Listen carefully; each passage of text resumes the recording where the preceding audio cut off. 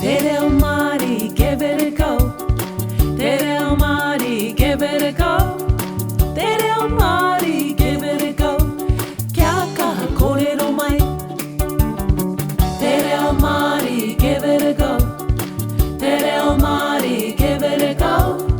Te reo Māori, give it a go. Kia kaha kōrero mai. A, E, I, O, U. A, E, I, O, U. Master the vowels in the alphabet too. Master the vowels in the alphabet too. A, E, I, O, U. A, E, I, O, U. Learn your pepeha and some new kupu. Learn your pepeha and some new kupu. Te reo Māori, give it a go.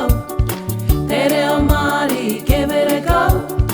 Te reo Māori, give it a go. Kia kaha kōrero mai. A, E, I, O, U. A, E, I, O, U. Learn some waiata and karakia too. Learn some waiata and karakia too.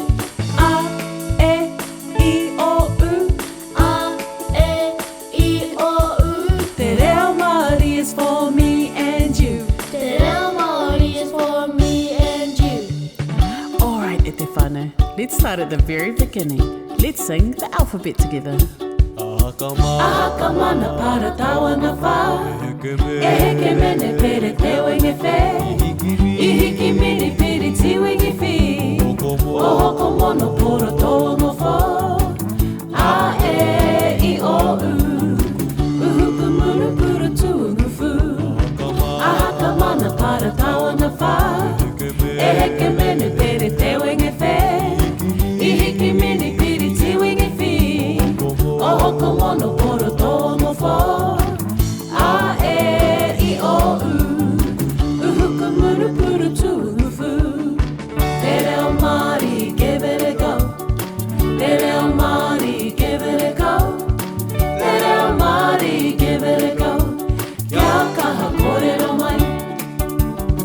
Te reo Māori.